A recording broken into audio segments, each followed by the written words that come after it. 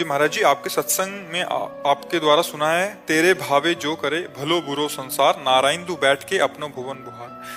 परंतु पूज्य महाराज जी, हम 24 घंटे जिस सधर्मणी के साथ रहते हैं, जिससे हम अलग नहीं हो सकते, वही यदि धर्मा अनुकूल आचरण ना करें, मेरे माता इसमें आप इसमें यहाँ पूरा सत्संग सुनने पर ही रहस्य को समझ में आता है। अब जैसे ये कहा, तेरे भावे जो करे भलो बुरो संसार, नारायण तू बैठ के अपनो भवन। वहां प्रसंग होता है जब भक्त किसी दूसरों पर दोष दर्शन करता है, और 2-3 को तो हमने दोष दर्शन करने का अधिकारी भी बताया है।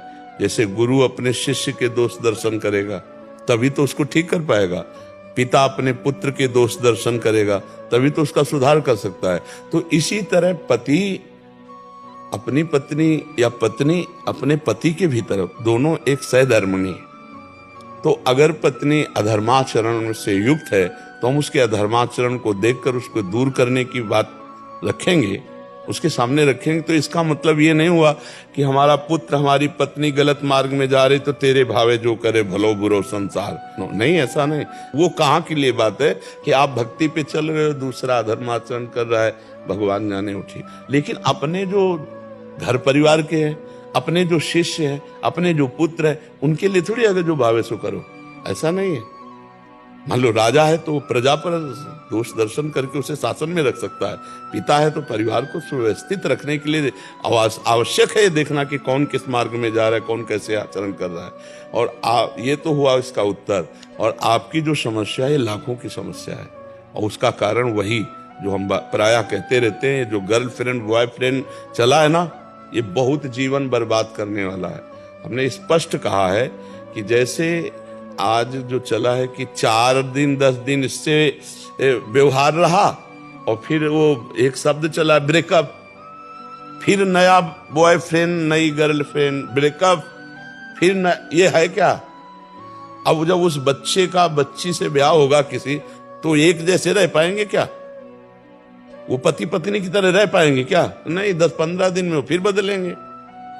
अगर जब बात खुल गई तो तलाक हो जाएगी, न बात नहीं खुली तो अगर दोनों अपनी मौजेल में हो तो फिर आप अपने मार्ग चलो, आप अपने। जिसने ब्रह्मचर्य का जीवन में पालन नहीं किया, वो एक पतिव्रत कैसे रह सकती है?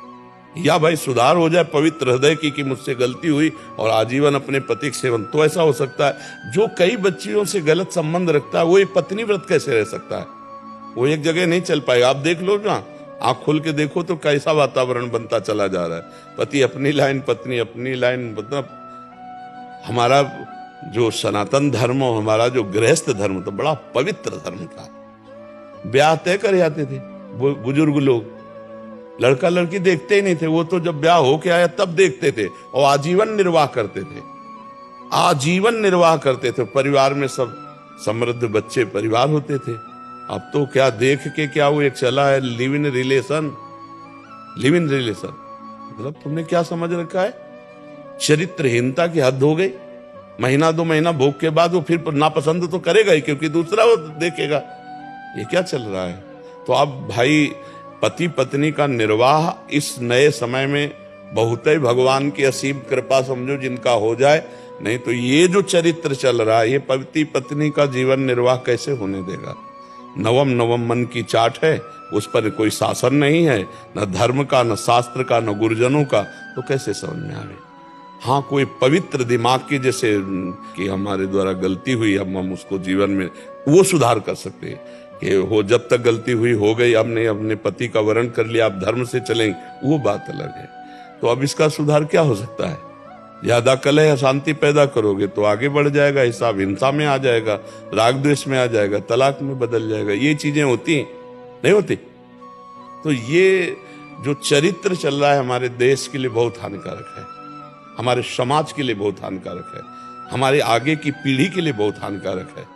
ये जो पूर्वज लोग ब्याह बर करते थे, गुण मिला के, कुल परंपरा सब देख करके, पवित्रता से उनकी खान पान व्यवस्था देखकर, उनकी रहनी देखकर, आस पड़ोस से पूछ के कि बिटिया दे रहे हैं या लड़का बहू स्वीकार कर रहे हैं तो थोड़ा आजीवन के निर्वाह के लिए, यहाँ तो चंद मिनट में बॉयफ्रेंड गर्लफ्रेंड बने, 10-15 दिन के बाद आजीवन समर्पण के संकल्प आए और फिर साल भर के बाद जो है प्रेम विवाह हुआ और तलाक हो गई।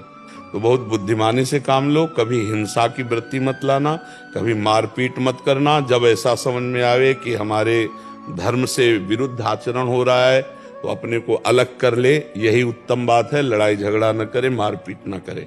हिंसा करोगे वो मरेगी, तुम जेल जाओगे, तो बात क्या बनेगी।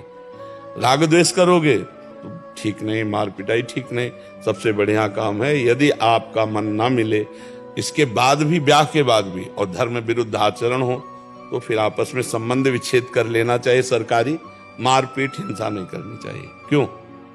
क्योंकि कोई सुधार की गुंजाइश नहीं है। आप ये समझ लो, ये विषय ऐसे हैं कि इनमें सुधार की गुंजाइश नहीं। अगर सुधार कर ले जाए तो भगवान की कृपा, वो भगवान का भक्त ही होगा, अन्यथा इन विषयों में सुधार की गुंजाइश नहीं। इसमें विनाश का ही खेल होता है। ज्यादा आप करोगे तो फिर आपकी हानि हो जाएगी। बहुत विचित्र है, बहुत विचित्र भगवान की माया है। तो इसलिए कभी ऐसा हाथ मत उठाओ, धर्म विरुद्ध आचरण मत करो। अगर तुम सत्संगी हो तो हमारा कानून है, उसके अनुसार संबंध विच्छेद कर लो, राधा राधा भजन करो। मारना पीटना हिंसा करना है ठीक। और ये जो हमारे नए बच्चों में रोग फैल रहा है, ये गलत आचरण वाला, ये पूरे जीवन को बर्बाद कर देगा, पूरे जीवन को बर्बाद कर देगा। मतलब नहीं समझा जा रहा। ये इंद्रियों की विलासिता धर्म के लिए, हमारे देश के लिए बहुत हानिकारक है। ये भारत देश है, ये धर्मात्माओं का देश है। ये ऐसा नहीं है कि यहाँ मनमानी आचरण करके, ये विदेश नहीं है। विदेशों में अलग अलग है, अलग अलग अपने अपने देश का। हमारा देश जो है, महाभारत में लिखा है, भारत में जन्म होना बड़े पुण्यवान का। ये गंगा यमुना का पावन देश है। यहाँ धर्म से अपने पति पे प्रेम करने वाली, अपनी पत्नी को अर्धांग पद देने वाली, ये यहाँ की पद्धति है। हमारा देश एक बहुत सात्विक शांत। कभी भारत ने किसी पर अटैक किया हो ऐसा नहीं सुना होगा। भारत पर अटैक किया तो बचाव पक्ष में भरे किया हो। हमारा देश शांति और दया प्रिय है, क्षमा प्रिय है, दूसरों को क्षमा करने वाला है। तो सबको अपने देश अपनी पद्धति के अनुसार चलना चाहिए। हमारा शास्त्र सम्मत देश है, शास्त्र के अनुसार ही हम चल सकते हैं। और शास्त्र के विरुद्ध गए तो अशांति दुख मिलेगा ही मिलेगा।